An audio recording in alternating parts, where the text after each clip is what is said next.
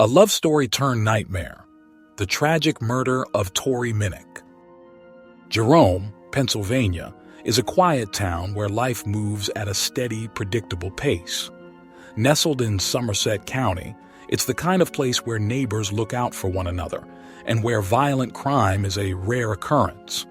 But in the early hours of March 31, 2011, the peaceful town was shaken to its core by a crime so brutal and senseless it left residents in utter shock.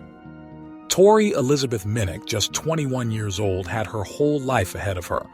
A hard-working and compassionate young woman, she dreamt of becoming a nurse.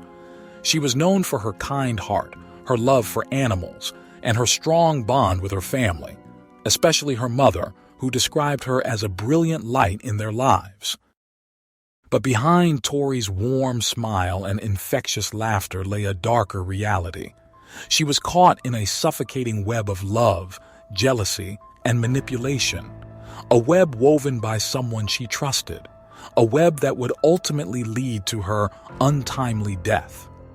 Tori's relationship with Erin Nicole Everett began like so many relationships do, with smiles, affection, and the promise of a future together. Erin, 4 years older than Tori, initially seemed like the perfect partner. The couple moved in together, sharing a home and building a life side by side. To friends and neighbors, they looked happy. They looked in love. But behind closed doors, a toxic dynamic slowly emerged. Erin was utterly consumed by jealousy. She resented anyone who grew too close to Tori, especially men. Her controlling nature turned everyday events into power struggles. She hated when Tori made new connections and even grew angry when Tori reconnected with old friends. Over weeks and months, Erin's possessiveness escalated, poisoning every aspect of their relationship. The fragile foundation of their love was tested when Tori re-established contact with her ex-fiancé, Cody Donaldson. Although their conversations were innocent, the simple act of speaking broke Erin's fragile trust. To Erin, Tori's friendliness was no longer acceptable. It became yet another perceived betrayal. Her jealousy mutated into obsession. Dark thoughts began to take shape. By this point, Tori's perception of the relationship had shifted. She started to spot the red flags. Doubts about their future crept in. She began craving freedom from their toxic cycle. But stepping away from Erin would prove to be the most terrifying and ultimately fatal choice of her young life. For Tori, March 30th, 2011, began like any other day. She went to work, returned home, and likely contemplated how to untangle herself from the growing tension in her life. As she climbed into bed that evening, there was no way she could have anticipated her tragic fate. Sometime after midnight, as Tori slept soundly, Erin stood over her with a loaded gun. The house lay silent except for the heavy weight of Erin's intent hanging in the air. And then, bang!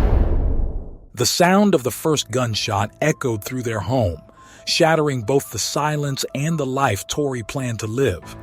A bullet pierced her skull, her body jolting from the sudden, shocking agony. In an instant, dreams of a bright future disappeared. But Erin wasn't done. A second shot rang out, fired again into Tori's body. For Erin, the act went beyond murder. It was rage unleashed, a turbulent cocktail of jealousy and possession that demanded more. Fueled by uncontrollable resentment, Erin grabbed a claw hammer and carried out a gruesome and unnecessary overkill. She hit Tori's lifeless body repeatedly, each strike an act of hatred. Blood soaked the bedsheets as Erin unleashed months, perhaps years of anger. When she finally stopped, the Tori Minnick everyone knew, the vibrant, kind-hearted young woman, was battered beyond recognition on the bed she once called home. What followed added another layer of horror. Erin didn't call 911 immediately after the murder. Instead, she concocted a plan to cover up her crime. She staged the murder scene to make it appear as if a random intruder had broken into the house. Furniture was moved and disheveled to mimic the chaos of a supposed break-in. Erin called the authorities and, with a cold sense of control, told them a fabricated tale. A stranger, she claimed, had broken in and savagely murdered Tori while she slept. But Erin underestimated the sharp instincts of law enforcement. Detectives arriving at the home quickly noticed there were no signs of forced entry, no broken windows or damaged locks. Tori's belongings hadn't been stolen, and the crime scene told a different story altogether. As investigators pieced together the puzzle, Erin's web of lies began to unravel.